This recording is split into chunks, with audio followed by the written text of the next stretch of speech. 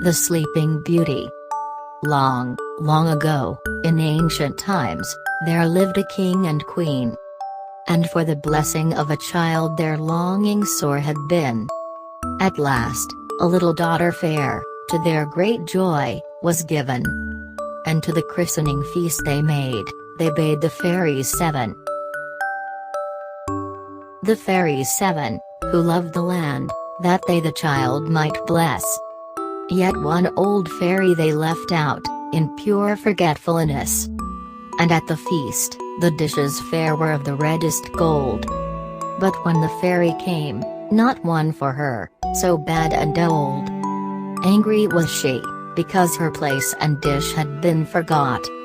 And angry things she muttered long, and kept her anger hot. Until the fairy godmothers their gifts and wishes gave. She waited long to spoil the gifts, and her revenge to have. One gave the princess goodness, and one gave her beauty rare. One gave her sweetest singing voice, one, gracious mien and air. One, skill in dancing, one, all cleverness, and then the crone came forth, and muttered, angry still, and good gift gave she none. But said, that in the future years the princess young should die. By pricking of a spindle point, ah, woeful prophecy. But now, a kind young fairy, who had waited to the last, stepped forth, and said, no, she shall sleep till 100 years are past. And then she shall be wakened by a king's son, truth I tell. And he will take her for his wife, and all will yet be well. In vain in all her father's court the spinning wheels forbid.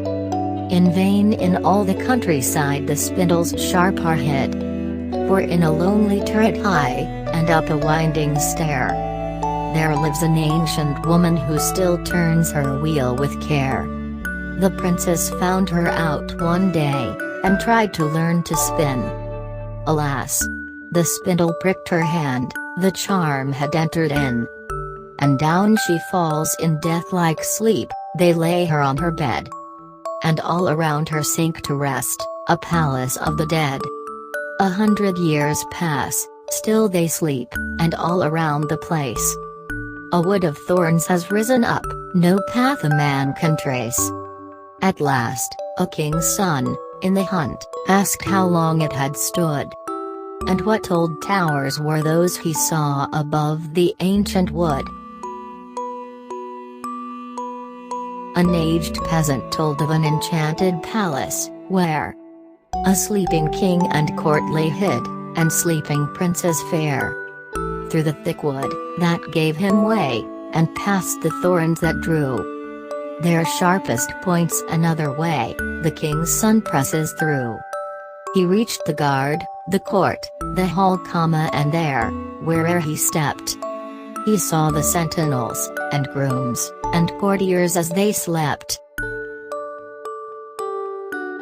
Ladies in act to smile, and pages in attendance wait.